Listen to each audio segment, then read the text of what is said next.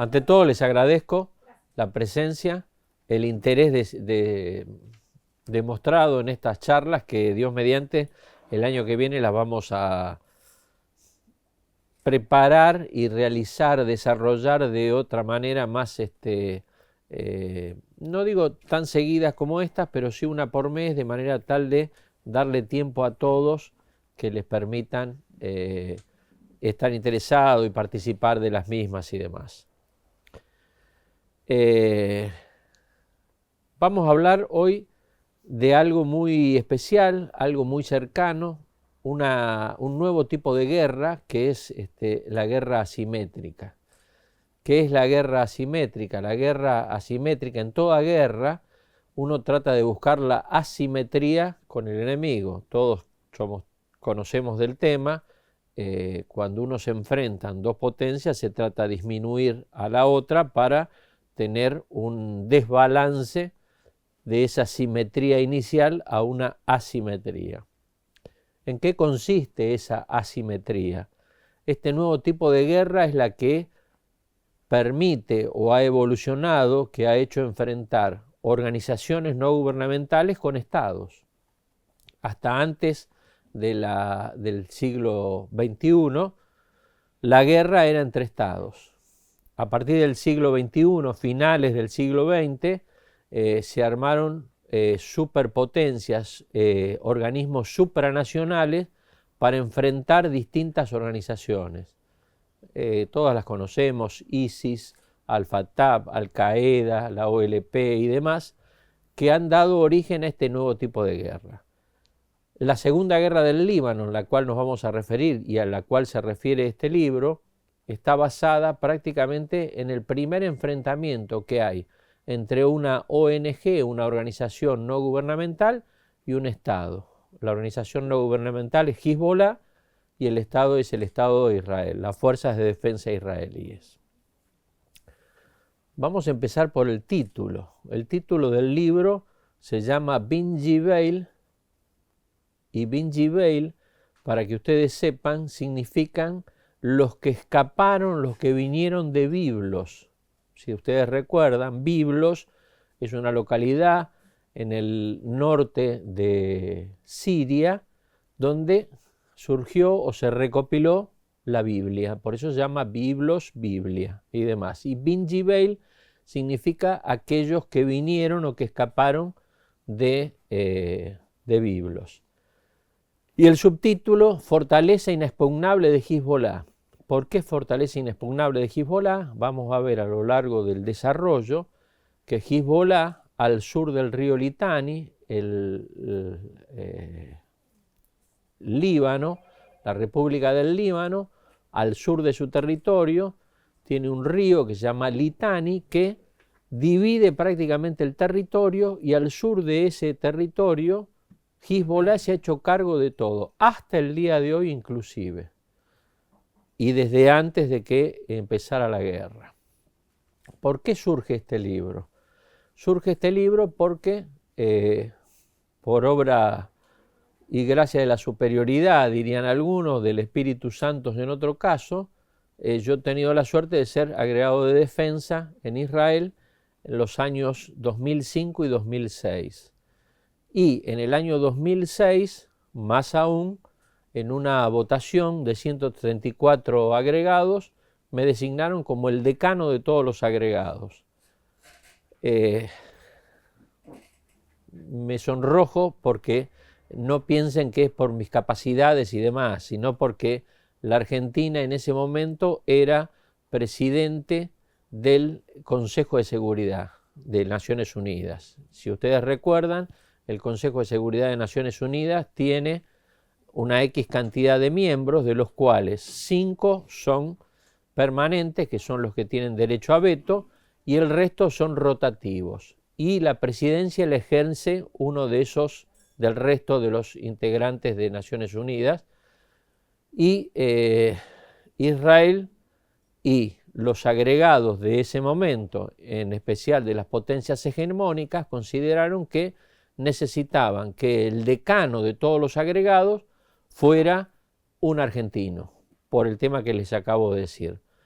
yo sin saberlo, y creo que ellos tampoco, las potencias hegemónicas, que se iba a desarrollar una guerra en breve lapso. Muy bien. Bin Gvir, fortaleza inexpugnable de Hezbollah. Y para entrar en el detalle, ¿qué es Hezbollah?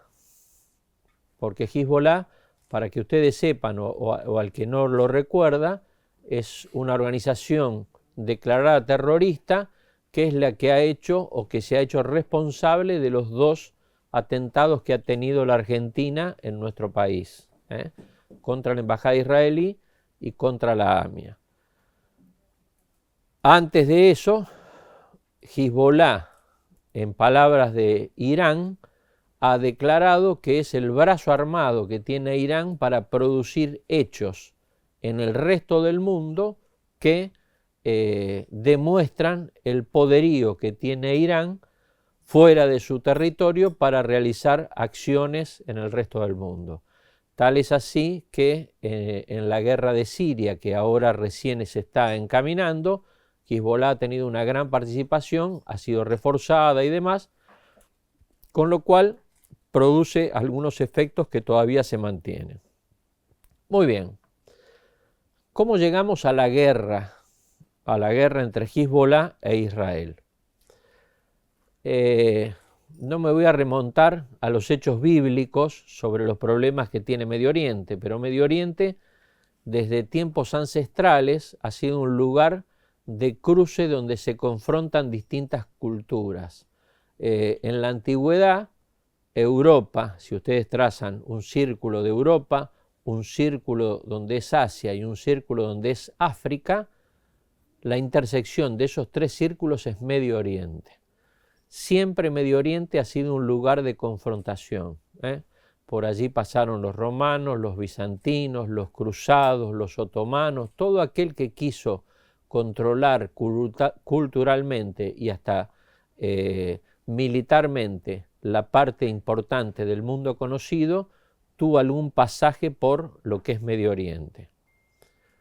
Medio Oriente en sí como palabra es una expresión hecha por los europeos. ¿Por qué? Porque el lejano Oriente, China, Asia y todo eso era la ruta habitual que llegaba hasta Europa. La ruta de la seda tan conocida y demás, la ruta de los exploradores, Marco Polo y demás por las especies, llegaba, transportaba todo a través de Medio Oriente, llegaban a las costas sirias y a partir de ahí llegaban a Europa.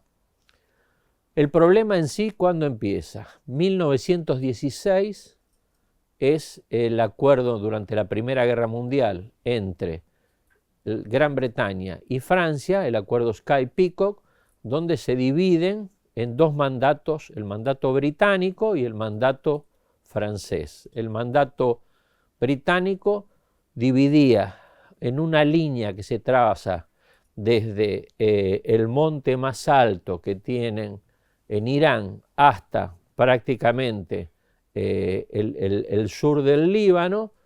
Todo lo que está al sur de eso era el mandato británico y se forman 2 países, Transjordania y Palestina. ¿Por qué se llama Palestina? Otra cuestión a tener en cuenta. Palestina significa la tierra de los filisteos. Y ustedes dirán, ¿qué tiene que ver filisteos con Palestina? Cuando los ingleses lo colocan en inglés a Palestina, ponen Philistines, PH, Philistine. Entonces ese PH cuando se occidentaliza y se pasa a todos los países que actualmente se necesitan, pasa a llamarse Palestina. Y al norte se forman otros 2 países que son Siria e Irak. Esto es en el año 1916. Evoluciona el tiempo, estos países empiezan a independizarse y los cristianos maronitas que estaban en Siria le piden a los franceses que antes de irse de Siria le den un lugar, un territorio que les permita salir al mar por si los islámicos se deciden a exterminar los cristianos maronitas que había. Con lo cual se forma Líbano. Le dan Líbano, una franja de terreno de Siria, que les permita la salida al mar, ahí se forma Líbano. Entre el año 43 y 46, Líbano se independiza y acá viene el primer problema. La constitución del Líbano dice que el presidente del Líbano tiene que ser un cristiano maronita. El primer ministro del Líbano tiene que ser un islámico chiita.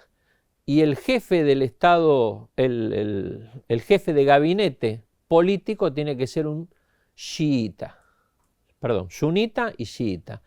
Les recuerdo que la religión islámica tiene dos grandes divisiones, los sunitas y los chiitas. Los sunitas son aquellos que siguen la suna, que son la tradición oral del profeta, y los chiitas son los que aplican lo que dice el Corán a pie juntillas. Chiitas se llaman porque significa el Shiat Ali. Shiat Ali significa el partido de Ali. En el año 680 después de Cristo, en la batalla de Karbala, el nieto del profeta, Husayn, es muerto y sus seguidores fundan el partido de Ali, del padre. Por eso se llama el Shiat Ali. Shiat es partido, Ali, de ahí surgen los chiitas. Los sunitas son los que siguen la suna. La suna es la tradición de lo que el profeta había escrito del Corán, pero que no había que interpretar lo que decía. El Corán es muy duro en distintas cuestiones, serviría para otra charla. Entonces surgen los sunitas, más calmos, más interpretativos y que permiten que las cuestiones se muevan de otra forma. Año 46, constitución libanesa, presidente cristiano maronita, primer ministro sunita y jefe de gabinete chiita. Muy bien. 46. En el año 48, 14 de mayo de 1948, Naciones Unidas le encuentra un lugar a la nación israelí, a la nación judía que estaba dando vueltas por el mundo para que se establezca en ningún lugar mejor que Medio Oriente.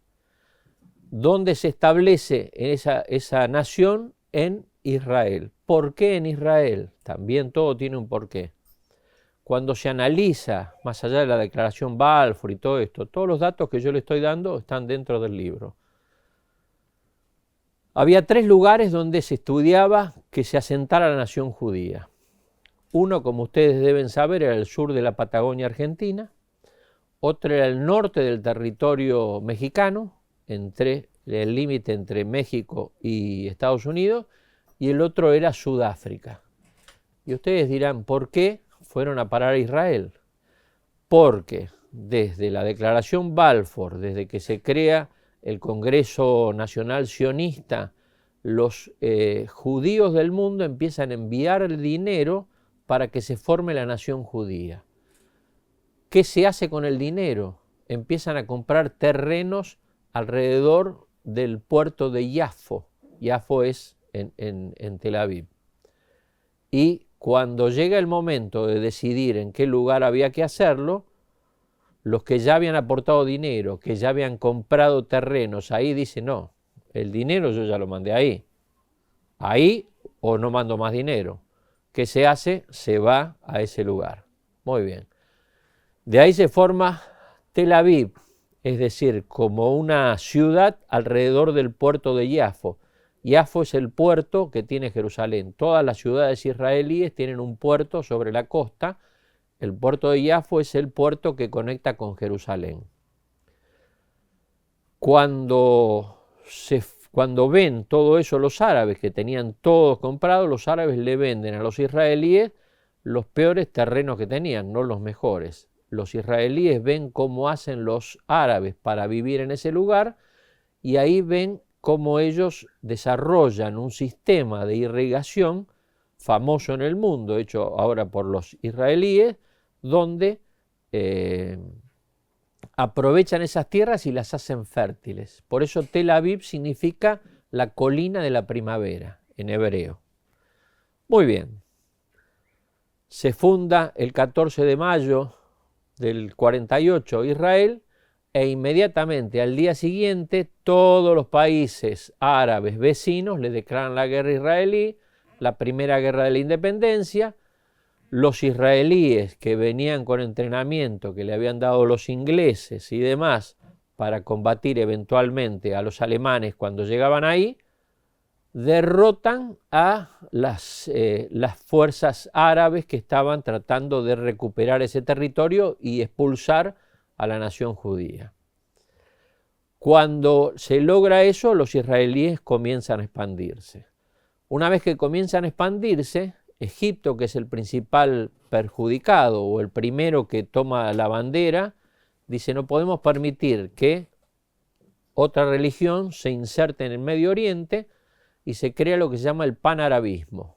Nasser, presidente de Egipto, empieza a trabajar en esa cuestión hasta el año 56. En el año 56, ustedes recordarán, se produce la crisis del Canal de Suez. ¿Qué implica la crisis del Canal de Suez?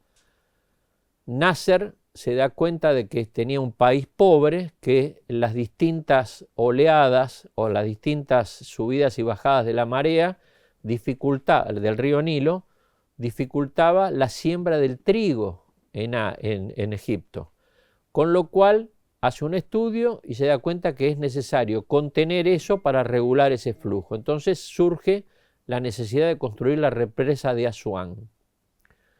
Para construir la represa de Asuán necesitaba dinero. Los soviéticos en ese momento, si bien estaban muy cerca de Egipto, no le dan todo el dinero, o mejor dicho, no le dan parte del dinero ni lo hacen crediticio. Sí le dicen: el canal de Suez no está en territorio egipcio, ¿y por qué lo están manejando los británicos y los franceses? A partir de ahí, en ese momento, Nasser dice: voy a nacionalizar el canal de Suez en el año 56 para hacerme cargo de las ganancias y así tener el dinero para construir la represa de Asuán. Cuando realiza eso, británicos y franceses dicen: me parece que esa no es la forma. ¿Y qué hacen? Le dicen a los israelíes que sería un muy buen momento para que Israel produzca un hecho militar, desaloje a los egipcios y se haga cargo del canal de Suez, que van a tener el apoyo de los franceses y de los británicos. Cuando esto sucede, una operación muy bien montada, y antes de que desemboquen las tropas británicas y franceses paracaidistas, Estados Unidos junto con Rusia acuerdan detener la guerra para evitar una confrontación mayor a nivel de la Guerra Fría que se estaba desarrollando en esos momentos. Las Naciones Unidas, recién instituidas como tales, hacen su primera intervención como tal y le dan la razón a Egipto. Entonces Nasser se vuelve a hacer cargo del canal de Suez. Muy bien. Esto pasa en el año 56. Y a partir de ese momento, el pueblo palestino empieza a darse cuenta de que los únicos que se podían pelear por ellos mismos eran los palestinos, porque el resto de las naciones islámicas árabes estaban peleando contra los israelíes. Entonces no los podían apoyar. Esa es la interpretación que hacen ellos. En el año 64 se crea la Organización para la Liberación de Palestina, la OLP, famosa y demás, con Yasser Arafat a cargo. Muy bien. A partir del año 64, la OLP empieza a irrumpir en distintos países, se empieza a asentar en distintos lugares, se instala en Jordania, que ya no era más Transjordania, sino que era Jordania, y trata de producir una revolución para desalojarlo al rey Hussein y hacerse cargo y que fuera un país islámico más cercano al islamismo y no a Occidente. Les recuerdo, para el que no lo tiene claro, Jordania es el único país de Medio Oriente que no tiene petróleo, junto con Israel. Hay un dicho muy común que dicen los israelíes que lo decía Golda Meir, no Omar Locatelli, que Moisés tuvo al pueblo judío dando vuelta por el desierto 40 años y lo fue a sentar en el único lugar de Medio Oriente que no tiene petróleo. Eso lo dicen ellos, así como en tono un poco jovial. Los jordanos se dan cuenta de esto. El rey Hussein, cuando tratan de hacer una revolución para sacarlo del poder y tomar el poder en Jordania, los expulsa. ¿A dónde va la Organización para la Liberación de Palestina? Se instala en Líbano. Se instala en el Líbano. Estamos hablando del año 70. Muy bien. Viene la guerra de los 6 días, que había sido en el 67. Después viene en el 73 la guerra del Yom Kippur. Y Líbano empieza a convulsionarse con la OLP que estaba dentro del Líbano. Y en el año 78 comienza un movimiento dentro de Líbano que produce una guerra civil, porque no se llevaban de acuerdo en esta constitución donde había cristianos, donde había sunitas y donde había chiitas. Cada uno trataba de lograr una cuestión extraña. A partir de ese momento, en el sur del Líbano, la Organización para la Liberación de Palestina empieza a tratar de reivindicar de alguna forma las derrotas que habían surgido en los territorios, los estados árabes. Y desde el sur del río Litani hacia el norte del territorio israelí empiezan a bombardear y demás. El territorio israelí es Medio Oriente, es una zona muy árida, muy difícil y demás, y la zona más fértil que tiene es el norte del territorio. Inclusive en el territorio, en el norte del territorio, donde está el Monte Hermón, que es el límite, el antiguo límite de los dos protectorados, se va a esquiar. Para el que no lo piensen que se puede ir a esquiar, y hasta hay una catarata, en un parque nacional que se llama Bañas, hay una catarata ahí que uno dice, en Medio Oriente una catarata y un lugar para esquiar. Bueno, pues así sucede. La OLP empieza a bombardearlo. Los israelíes dicen esto no puede suceder y demás, y empiezan a retrucar con esa invasión y demás, con esos bombardeos y demás, hasta que a partir de mediados del 78, ministro de Defensa Sharon, Ariel Sharon, decide terminar con esta cuestión e invadir el territorio libaní, del sur del Líbano. En su avance, cruza la frontera, irrumpe en este territorio, y para terminar con el problema de la OLP en lo que es Líbano, irrumpe hasta Beirut. Sigue, tampoco son demasiados kilómetros y demás. Cuando llega hasta Beirut, establece un control férreo de lo que es y demás, y toma de la mano para colaborar con ellos a los cristianos maronitas que estaban allí.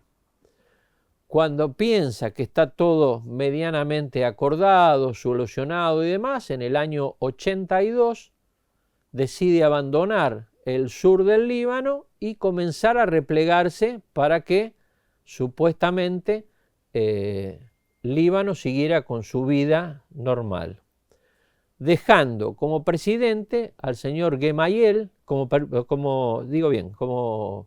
presidente a Gemayel, amigo de los israelíes. Como con lo que es habitual en Medio Oriente, a Gemayel le hacen un atentado y lo matan. Supuestamente se dice que quien lo matan son los agentes de la Organización para la Liberación de Palestina, que se refugian en los campos de refugiados palestinos que había en las afueras de Beirut. Los israelíes, cuando se enteran de esto, el general Sharon, ministro de Defensa, ordena irrumpir dentro de los campos de refugiados para encontrar a ver si estaban quienes fueron los responsables del asesinato de Gemayel. ¿A quién se lo encarga? A los cristianos maronitas. Los cristianos maronitas entran en estos campos de refugiados y producen lo que se llama la matanza de Sabra y Shatila, en la cual el general Sharon se hace responsable de los mismos delante del resto. Les voy a leer lo que dice el informe que producen los israelíes respecto a la orden de Sharon.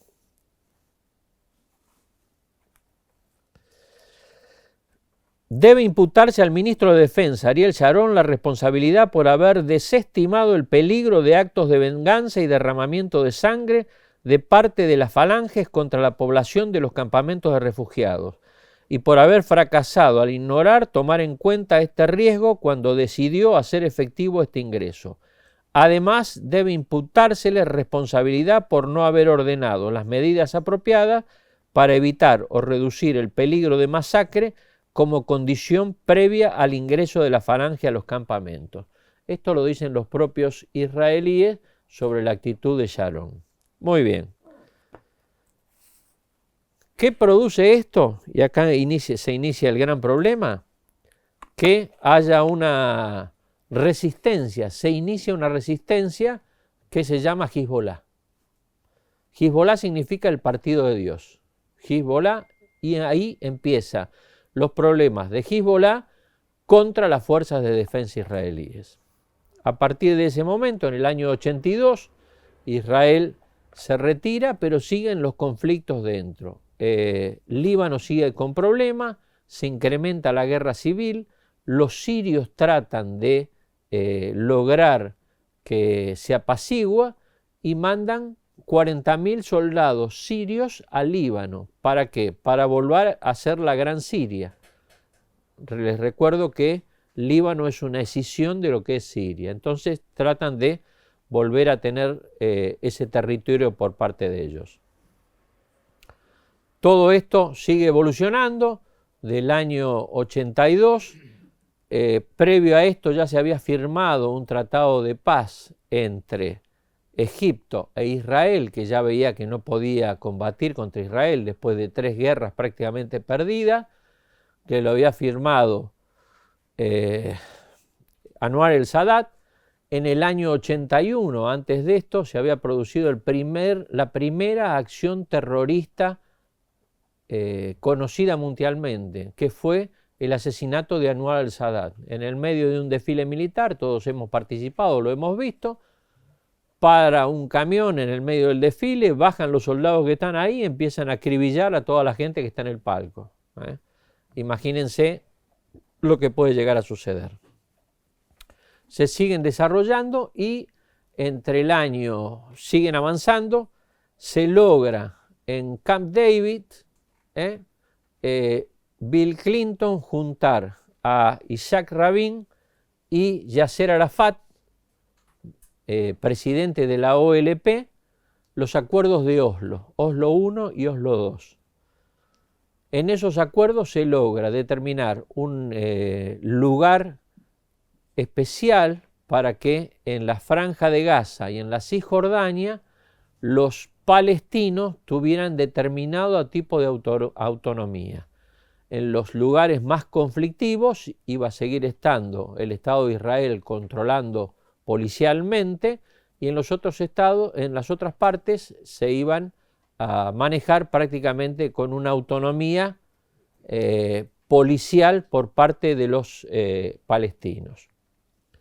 Se avanza en el tema y todo esto va incrementando que Irán vaya haciéndose cargo de reforzar a Hezbollah y que se haga cargo con la salida de Israel del sur del Líbano, del control de reforzarlo a Hezbollah. Se crean organizaciones de Naciones Unidas en el sur del Líbano, UNSO, para controlar las alturas del Golán del año 82, que las quiere incorporar prácticamente Israel, y al sur del río Litani se hacen cargo también de UNFICYP, una organización de Naciones Unidas para controlar el sur del Líbano. El territorio israelí al día de hoy está rodeado de organizaciones de Naciones Unidas y en el sur, con Egipto, hay una un convenio hecho entre los israelíes y los egipcios, donde pagan entre ellos una organización conducida por Estados Unidos, donde están los colombianos, donde hay uruguayos, donde hay fuerzas de transporte, donde hay neozelandeses que realizan el control de esa frontera. Muy bien, se avanza con todo esto hasta que en el año 2000 se produce la primera intifada. ¿Qué es la primera intifada? Perdón, en el año 2000 es la segunda intifada. En el año 82, después del 82, 83, se produce la primera intifada. ¿Qué significa la intifada? Intifada es guerra con piedras. La guerra con piedras significa que los palestinos que veían que el resto de los países árabes no podían producir nada en contra de ellos, en contra de Israel, nadie los apoyaba, empiezan a hacer una guerra con piedras. Eso se llama intifada.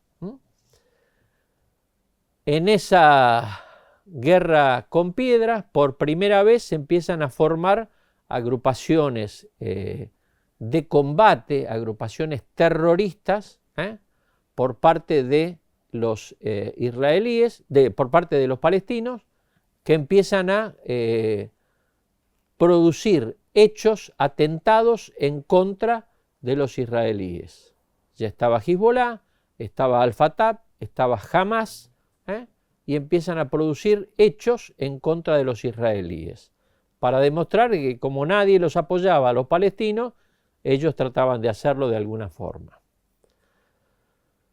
Se avanza en el tiempo y en el año 95, quien había firmado los acuerdos de Oslo, que era Isaac Rabin, lo mismo que le pasó a Anwar al-Sadat, Isaac Rabin, primer ministro israelí, es muerto en un atentado en el medio de una plaza de Israel por alguien de la ultraderecha israelí que estaba en desacuerdo con lo que habían hecho de firmar un acuerdo que le diera una potencialidad a los palestinos.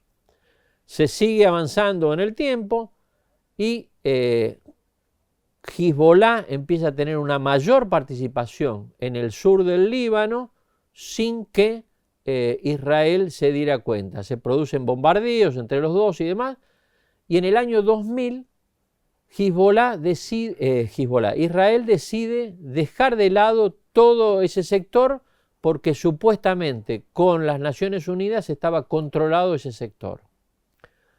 ¿Qué hace Hezbollah en ese sector al sur del río Litani? Empieza a construir casamatas, fortificaciones, llega a construir 600 fortificaciones, 600 casamatas, a espaldas de los puestos de observación de Naciones Unidas. ¿Por qué? Porque dicen que supuestamente los israelíes no le van a tirar al puesto de Naciones Unidas. Con lo cual, dice, estamos cubiertos.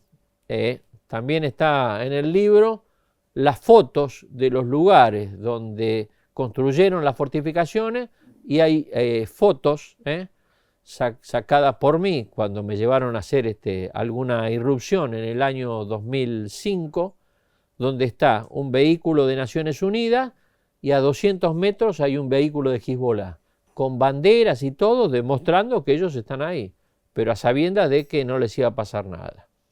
Muy bien. Llega el año 2004.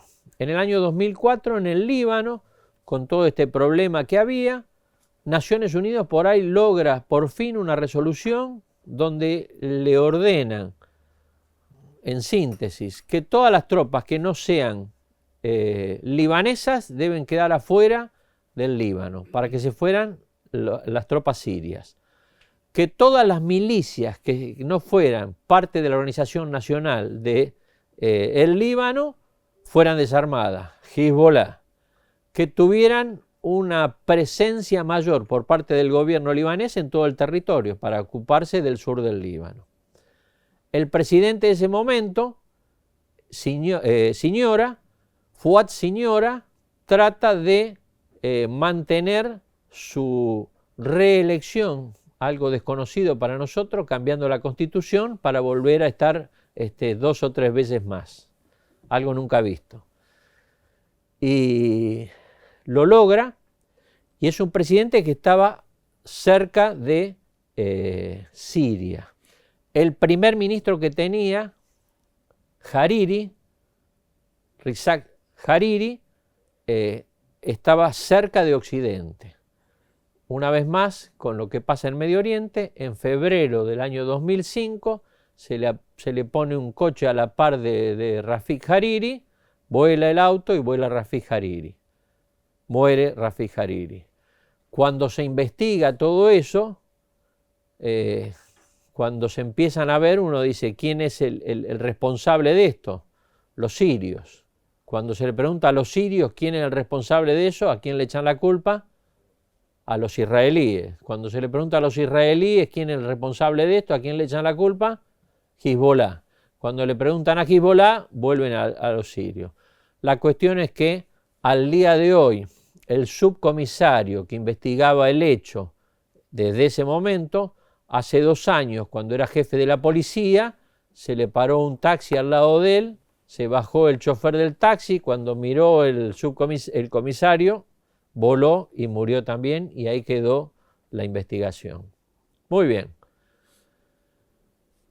Las tropas sirias se van en el 2005, pero Hezbollah produce un documento donde dice que va a producir un hecho que va a permitir mantener la presencia de Irán en la zona de Medio Oriente. Si ustedes recuerdan el mapa, desde Irán hasta la otra costa, hasta el mar Mediterráneo, está Irak, está Siria, está Líbano y demás, tiene un montón de territorio para cubrir y demás. Con lo cual, Hezbollah, que es el brazo armado de Irán, produce un documento donde va a demostrar la seriedad y la presencia de Hezbollah en Medio Oriente. ¿Qué pasa por lo pronto en Israel en esos momentos? En esos momentos el primer ministro, más allá de las sanciones que había tenido, era Sharon, Ariel Sharon, primer ministro. Crea y funda un nuevo partido que se llama Kadima, que significa adelante. Y tomando como base los acuerdos que habían logrado, empieza a producir, y lo produce, un movimiento para sacar a todos los que sean colonos israelíes de los lugares palestinos, de los asentamientos palestinos. Los colonos se le llaman allá los agricultores de acá, porque tenían problemas. El agricultor iba a trabajar y los palestinos de la zona le rompían las cosechas, le rompían el tractor, no lo dejaban trabajar y demás. Se produce esa salida de todos esos territorios en el 2005 y Sharon, para demostrar una nueva política antibelicista que tenía Israel, nombra como ministro de Defensa a un señor llamado Amir Pérez, que provenía del socialismo, y como segundo de él al que fue ministro, que fue alcalde de Jerusalén. Con lo cual, el gobierno era un gobierno que tendía a dejar la faceta belicista que tenía Israel. Para lograr eso, ¿qué hace? Empieza a disminuir los gastos en defensa. ¿Qué implica disminuir los gastos en defensa en Israel? Que para ellos el estado de alerta o el estado de guerra es algo necesario tenerlo en cuenta. Disminuye el servicio militar para los hombres de 3 años a 2, para las mujeres de 2 a 1, las reservas que llegan hasta los 45 años, hacerlo hasta los 40, los proyectos en común que tenían con Estados Unidos empiezan a disminuir. ¿Para qué? Para tomar todo ese dinero e invertirlo en los kibutz. ¿Por qué? Porque los kibutz ustedes deben conocer, son famosos, son conocidos y demás, son los que trabajan la tierra y demás, un sistema socialista de comunión entre los que trabajan, y los nacidos en los kibutz, una vez que la segunda generación de haber nacido en los kibutz, son enviados a estudiar a Europa. Cuando vuelven, son profesionales, médicos, ingenieros, abogados, investigadores técnicos y demás. Ninguno quiere ir al kibutz. Esa es la realidad. A trabajar la tierra, que vaya otro, yo no voy. Israel, ¿qué hace? Un país con poca gente y demás, con poca población, convoca a los judíos del mundo y aquella mano de obra que quisiera venir a trabajar en los kibutz. A esa mano de obra hay que pagarla. Entonces, ¿de dónde saca el dinero? Lo saca de todo lo que le había sacado a defensa. Aparte, hasta ese momento, las fuerzas de defensa israelíes se abocaban solamente a un problema urbano en los territorios palestinos, en la Franja de Gaza sobre todo, donde estaba Hamás, y en el norte, en la Cisjordania, un poquito más calmo. Muy bien, esto sucede en el año 2005 y a finales del 2005 los israelíes detectan una comunicación entre Hezbollah en el norte del territorio israelí y Hamás en la Franja de Gaza, donde dice que había llegado el momento de pasar a otra etapa de la acción, con lo cual implica que los israelíes empiezan a tomar en cuenta que algo va a suceder. En junio del año 2006, una patrulla de los israelíes que están en la Franja de Gaza con Egipto es atacada por un grupo comando de las brigadas Al-Aqsa de Hamás. ¿Cómo atacan? Pasan por debajo la línea fronteriza, salen, empiezan a combatir. Las patrullas israelíes tienen un jeep, un Humvee, un vehículo de infantería que tenga un grupo y un tanque. Combaten con unos, matan a otros y demás, capturan a un soldado, al soldado Gilad Shalit. ¿Para qué capturan al soldado? Es muy común en Medio Oriente tener un soldado capturado para que después canjearlo por prisioneros que estaban en las distintas cárceles. El cambio es 500 por 1 si son prisioneros que no tienen sangre, que no hayan hecho hechos de sangre, o 300 si han tenido hechos de sangre. Ese es el promedio. Entonces, para todo aquel que combate contra Israel es necesario tomar un soldado capturado. Se produce la irrupción en la Franja de Gaza, no lo encuentran al soldado Gilad Shalit, pero ya está todo Israel en alerta. Egipto trata de mediar para evitar estas cuestiones, no lo logra. Los israelíes dicen que hay que reforzar el bombardeo contra el sur del Líbano para evitar que vaya el soldado para ahí y que se escape. Y el día 12 de julio del 2006, en la madrugada, empiezan a recibir como si fueran morteros, proyectiles llamados Katyushka por parte de Hezbollah en el norte del territorio israelí.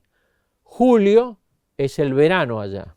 El israelí con dinero veranea fuera de Israel. El israelí con poco dinero o con menos dinero que el resto veranea en Israel. Ahí hay toda una serie, es el lugar más fresco que tiene Israel en ese momento, con lo cual estaban tirando sobre los lugares vacacionales donde estaban los israelíes. Se alerta todo el sistema, entran a buscar los lugares donde estaban tirando en el territorio libanés.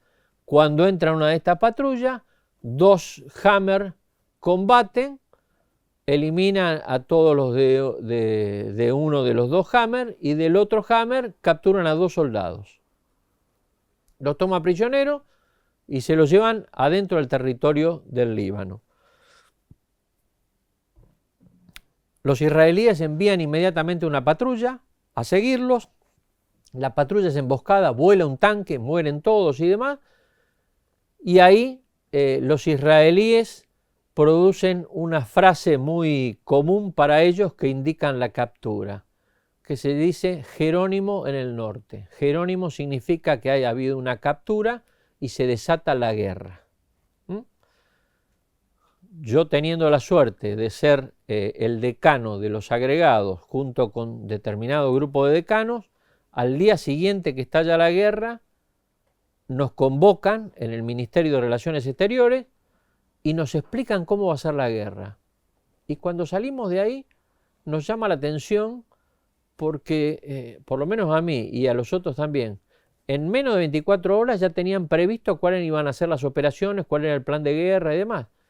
Entonces dijimos, esta es una guerra que tenían prevista contra Hezbollah, que Hezbollah se adelantó, sacaron la carpeta guerra contra Hezbollah y la pusieron en operaciones. Hezbollah les ganó de mano, suponiendo ellos que Hezbollah iba a producir alguna acción y iban a entregar a los 2 soldados y iban a negociar. Esa es la apreciación inicial de los israelíes respecto a Hezbollah. Abro un paréntesis. Quiero destacar la fina percepción y la excelente forma de manejar la información que tienen los israelíes. Hasta que no terminó la guerra, las fuerzas de defensa israelíes iban a ganar la guerra sin ningún problema. Cuando terminó la guerra no tuvieron más remedio que decir cómo termina la guerra. Muy bien, empieza a desarrollarse, a evolucionar la guerra. Suponían que la guerra acostumbrada iba a durar escasas semanas, se van prolongando, las acciones se van dando cuenta que Hezbollah no es solamente un ejército convencional, sino que produce hechos que marcan lo que les mencionaba de la guerra asimétrica, de aquel débil contra el más grande. Hezbollah no tenía aviones, no tenía nada y le estaba enfrentando a los israelíes. Los israelíes tenían globos aerostáticos sobre los distintos lugares donde se lanzaban los cohetes, estas Katyushka, sobre el territorio israelí, y mandaban la información en tiempo real. El tiempo real hacía que saliera un helicóptero, un avión, porque eran muy escasos lugares, muy escasa la distancia. Cuando llegaban al lugar no encontraban a nadie. ¿Por qué? Porque tiraban desde una camioneta, tenían los lanzadores, tiraban y demás. Empiezan a buscarlos por todos lados, empiezan a eliminar todos los blancos que tienen los israelíes, que ya lo tenían marcado, de los lanzadores de proyectiles de mediano y largo alcance a lo largo del Líbano, y los que estaban al sur del río Litani, que era el problema que tenían, no los podían eliminar. Empiezan a avanzar y se dan cuenta de que la resistencia que producía Hezbollah era mucho más grande. Se dan cuenta de estas casamatas, de estas 600 casamatas, y se dan cuenta que el centro de las casamatas es la localidad de Bin Gbeil. Entonces, ¿qué dicen? Vamos a producir una acción tal de atacar directamente a las casamatas, a este lugar, a la capital, a Bin Gbeil, de manera tal de terminar la guerra. Ya llevaban 2 semanas y la guerra seguía. Y lo que ellos originalmente habían demostrado al mundo que eran que no eran los agresores, empezaba a darse cuenta porque estaban utilizando aviones, bombardeos sobre Beirut, que ahí no estaban, porque lo estaban buscando al secretario Hassan Nasrallah, que es el secretario de Naciones Unidas, y no lograban localizarlo. Muy bien, se produce esta operación y los diarios de los israelíes dicen que es la primera guerra entre Irán e Israel. Entonces cambia el lema de la operación y se empieza a llamar medios para no perder. La operación, que antes era una operación sencilla, que iban a irrumpir y demás, empiezan a cambiar el nombre. Se monta la operación, se trae una división extra, 4 brigadas, una brigada blindada de reserva, 2 brigadas de paracaidistas y una brigada de paracaidistas de reserva, atacan Bin Gbeil. Arrasamos Bin Gbeil y se acabó el problema. Lo rechazan. ¿Por qué? Porque utilizan misiles antitanques contra no solamente los blindados, como antipersonales y demás, y los rechazan. Destruyen un escuadrón de tanques en minutos. Los israelíes no saben qué hacer.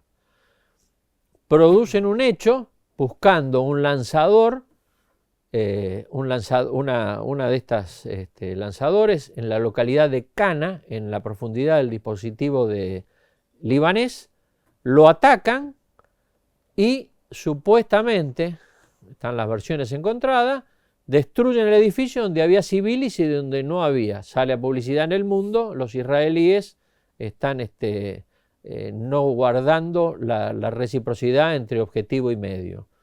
Y como si esto fuera poco, empiezan a tirarle a un puesto de Hezbollah que estaba muy cerca de un puesto de observación de Naciones Unidas, de un FICIP. Le dicen a los observadores, vayan abajo. La artillería israelí sigue tirando, sin mérito a la artillería nuestra y demás. Nota de color que dice la historia militar que decían los alemanes. Los alemanes temían a dos cosas solamente, su propio Dios y su propia artillería. En este caso pasa algo similar. Siguen tirando. Puesto de observación de Naciones Unidas, le cae el puesto a los 4 observadores, los mata. Los israelíes paran la guerra, no saben qué hacer. Los habían rechazado en Minjibeil, habían bajado a un edificio en Cana y los observadores paran la guerra durante 48 horas para ver cómo sigue la guerra. Ahí recurren. Por eso las guerras asimétricas, donde, como dice el general Valery Gerasimov, es la guerra en las zonas grises, empiezan a producir otros hechos más allá de los militares. Empiezan a hablar con sus amigos norteamericanos para que logren que Naciones Unidas produzca un hecho que detenga la guerra de alguna forma. Empieza a intervenir Naciones Unidas, empieza a intervenir la Liga Árabe para parar la guerra.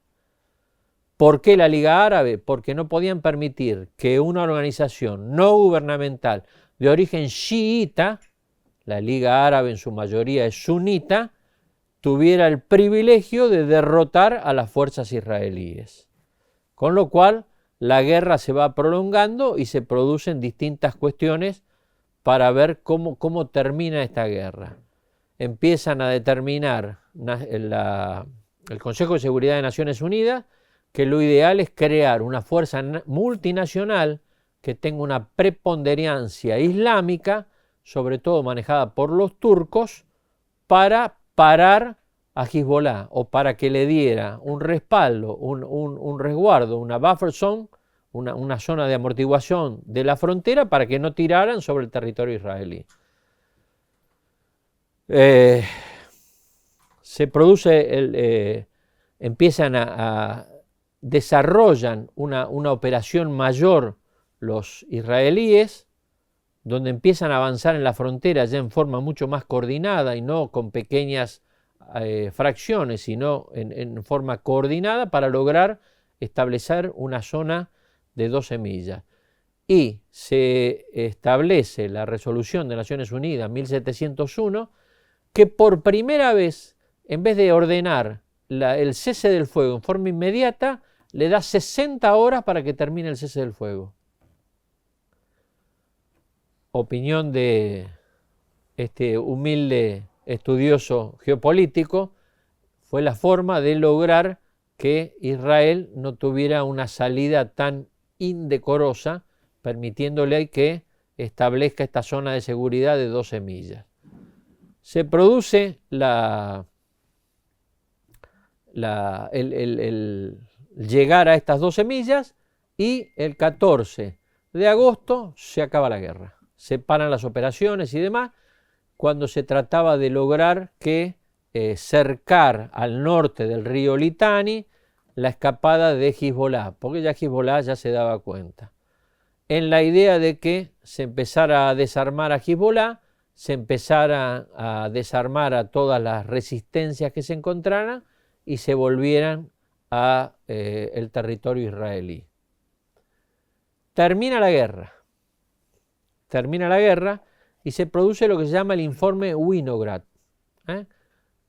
El informe Winograd es un informe hecho por los propios israelíes, donde cuenta o da cuenta, mejor dicho, de cómo fue la guerra y qué es lo que debía ser sucedido. Y se los voy a leer textualmente qué es lo que dice este informe Winograd.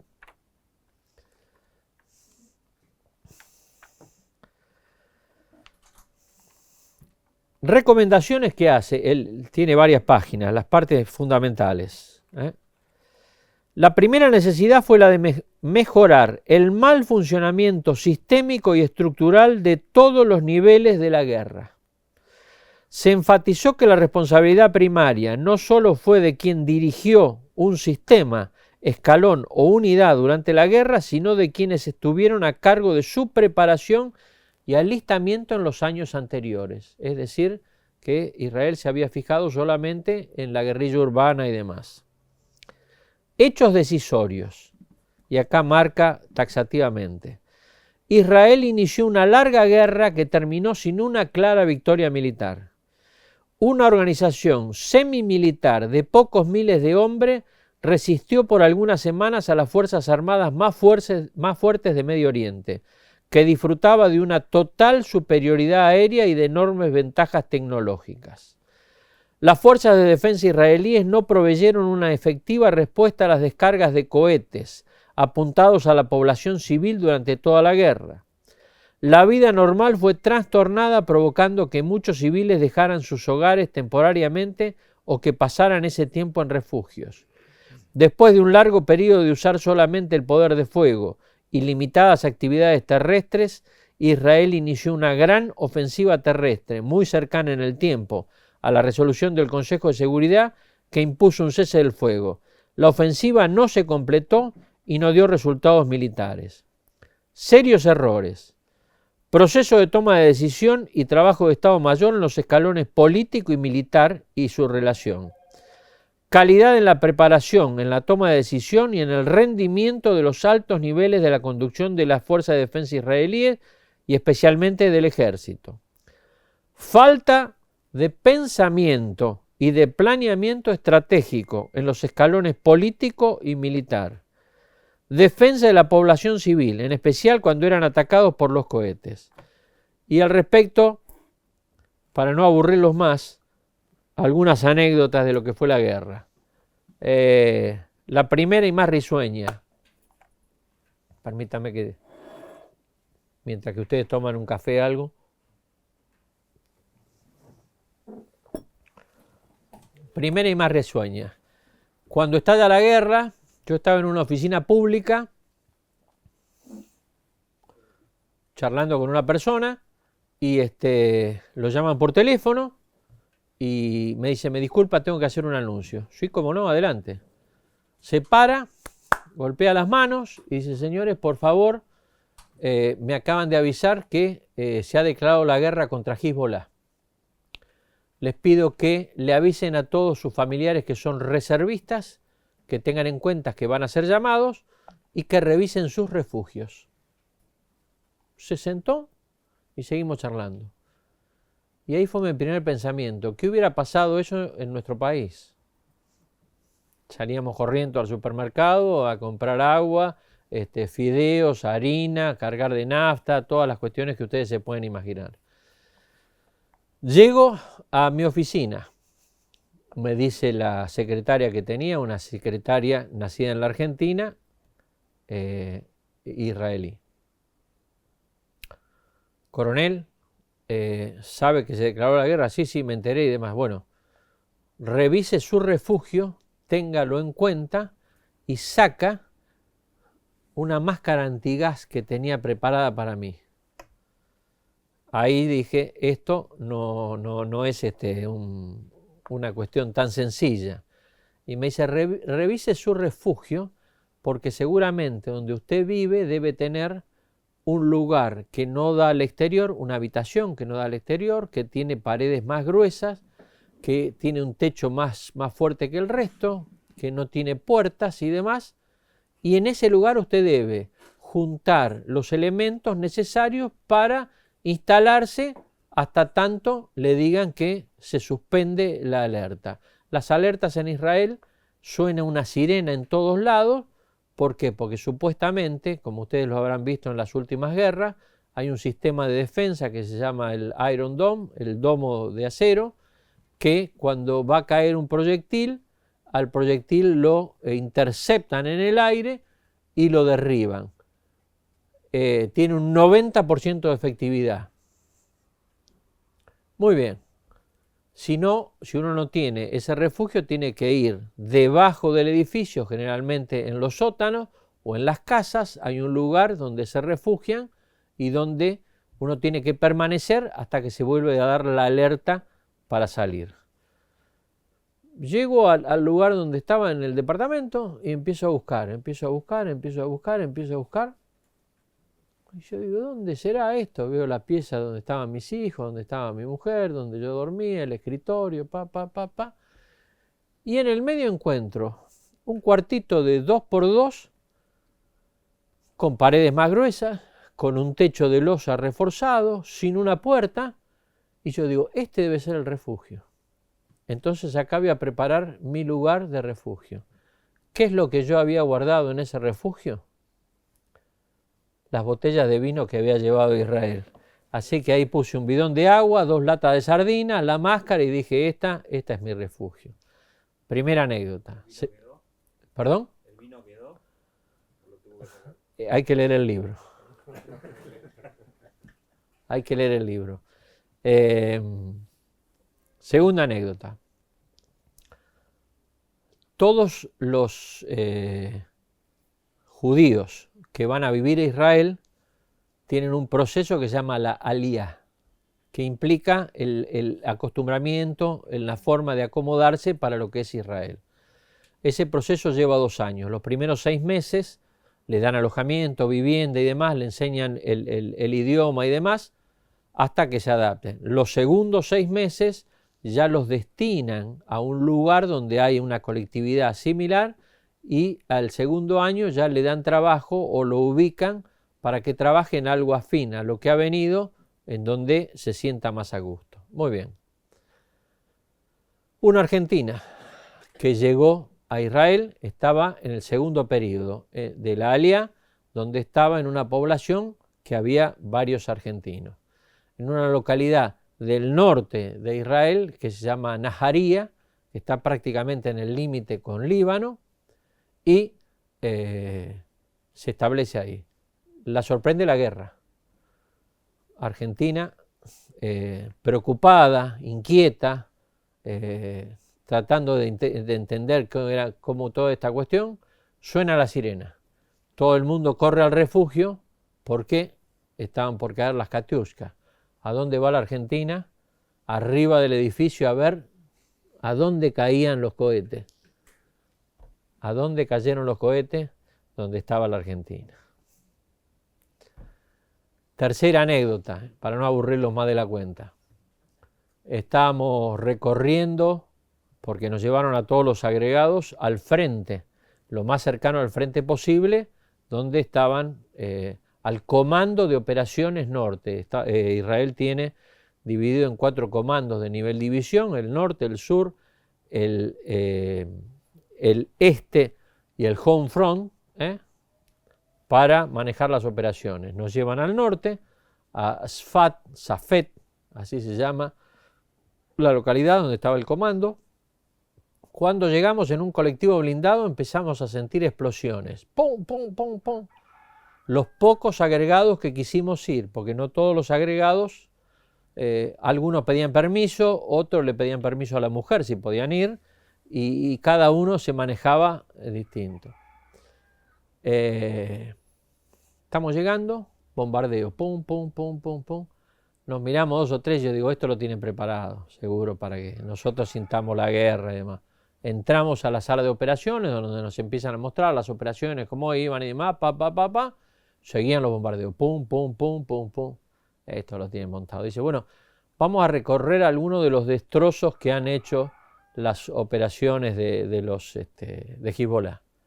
Salimos, nos subimos al colectivo y cuando vamos camino a donde estaban, empezamos a escuchar los proyectiles en el camino. Yo dije, esto ya no hay parlantes, no hay nada. Para el conductor, dice, a los refugios. Bajamos del colectivo, al primer edificio que encontramos, al sótano.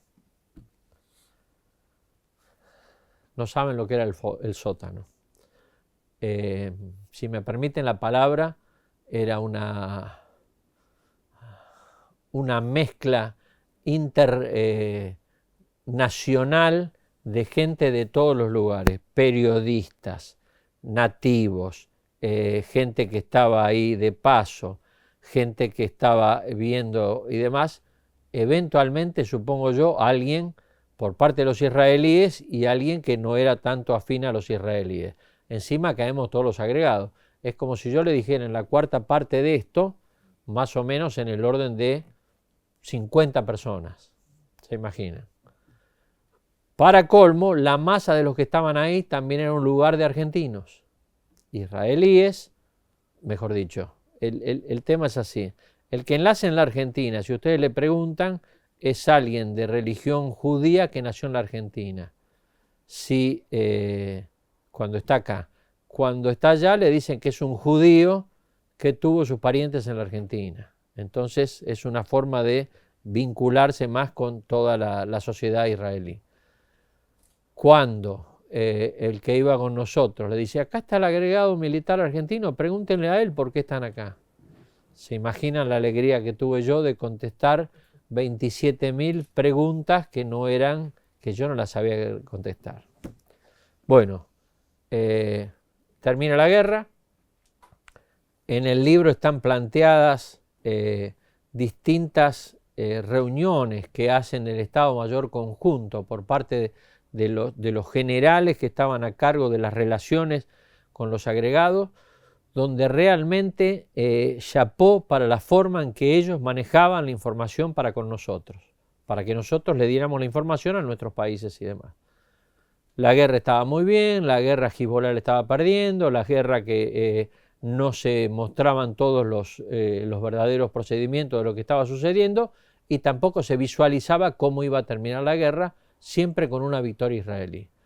Ejemplo a tener en cuenta de cómo es el manejo de la información o de cómo debe tenerse en claro la información. Para cerrar, primera guerra asimétrica que tuvo el siglo XXI, donde una organización no gubernamental, tal cual dice el informe Winograd, una organización muy pequeña, se atrevió a enfrentar a la Fuerza de Defensa israelí, uno de los países más poderosos de lo que es Medio Oriente. A tener en cuenta porque es algo que nos puede llegar a suceder y que realmente debe tenerse presente en forma. Desde ya les agradezco la presencia y quedo a expensas de sus palabras y sus preguntas.